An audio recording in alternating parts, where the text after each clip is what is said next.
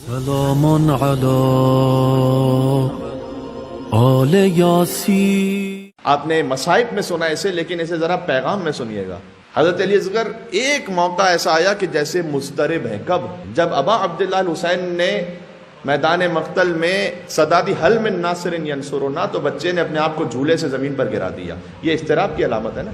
اور یعنی علی اصغر نے سمجھایا ہے کہ جب حجت خدا کسی مشکل میں ہے اس وقت مضطرب ہونا چاہیے مومن کو.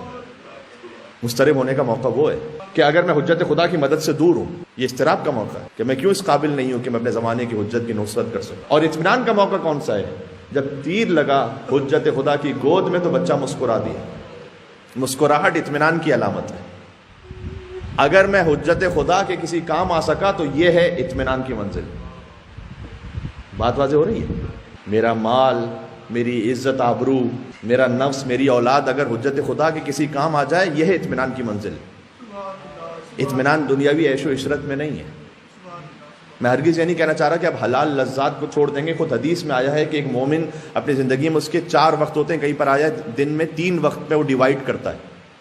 ایک اللہ کے حق کو ادا کرنے کے لیے، جہاں 4 وقت میں ڈیوائڈ کی بات آئی ہے. اللہ تعالیٰ کا حق ادا کرتا ہے ایک وقت میں بندوں کا حق ادا کرتا ہے، ایک میں فکر معاش پہ رہتا ہے، اور چوتھا فرمایا اب وہ لذتیں جو اللہ نے حلال کی ہیں اس طرف جاتا ہے. اور پھر حدیث میں امام نے فرمایا کہ ان حلال لذتوں کے ذریعے سے باقی 3 اوقات کے لیے قوت اپنے آپ کو عطا کرتا ہے. بہت پریکٹیکل دین ہے ہمارا. اور حلال، لیکن دیکھیں خود ان حلال لذتوں کو مقصد کیا بتلایا گیا کہ پھر آپ جائیں یاد خدا پہ. ان حلال لذتوں کو مقصد یہ بتایا گیا کہ پھر آپ جائیے بندگان خدا کے حق کو ادا کرنے کے لیے. حلال لذتوں کا مقصد یہ ہے، دنیا میں بہہ جانا نہیں ہے.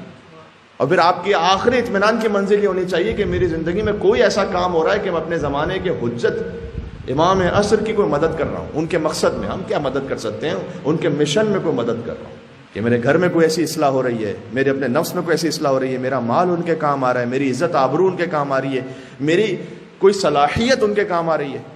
یہاں پر ماشاءاللہ بہت سے مومنین ایسا، سب سے بڑھ کر یہ کہ میرا وقت ان کے کام آ رہا ہے. یہاں وقت بہت پریشیس کموڈٹی ہے. وقت کوئی دینے کو تیار نہیں ہوتا. شاید پیسہ دینے کو پھر بھی لوگ تیار ہو جاتے ہیں، لیکن وقت دینے کو کون تیار ہوتا ہے؟ ماشاءاللہ جو یہاں میں کہتا ہوں والنٹیئرز ہیں، چاہے وہ امام بارگاہ کے والنٹیئرز ہیں، مدرسے کے والنٹیئرز ہیں، سبیل کمیٹی کے والنٹیئرز ہیں، لیڈیز والنٹیئرز ہیں، وہ اپنا قیمتی وقت دیتے ہیں. یہ وقت کیا ہے؟ یہ وقت ان کے لیے سعادت ہے کہ حجت خدا کی راہ میں استعمال ہو رہا ہے. یہ وقت یہ ہے اطمینان کی منزل.